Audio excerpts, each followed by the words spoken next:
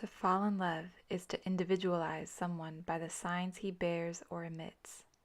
It is to become sensitive to these signs, to undergo an apprenticeship to them. Thus the slow individualization of Albertine in the group of young girls. It may be that friendship is nourished on observation and conversation, but love is born from and nourished on silent interpretation. The beloved appears as a sign, a soul.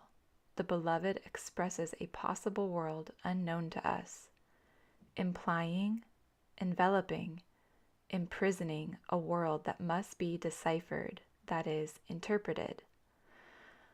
What is involved here is a plurality of worlds. The pluralism of love does not concern only the multiplicity of loved beings, but the multiplicity of souls or worlds in each of them.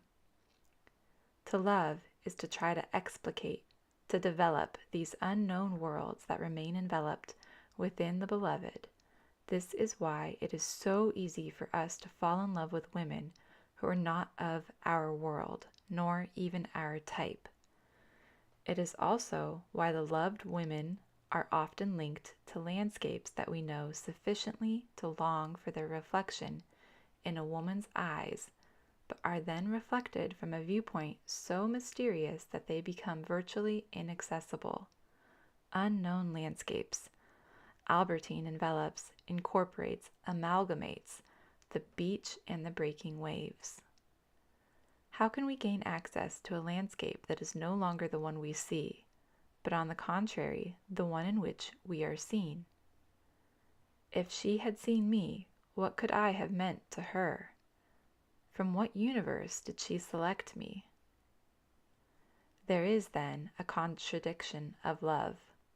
We cannot interpret the signs of a loved person without proceeding into worlds that have not waited for us in order to take form, that form themselves with other persons, and in which we are, at first, only an object among the rest.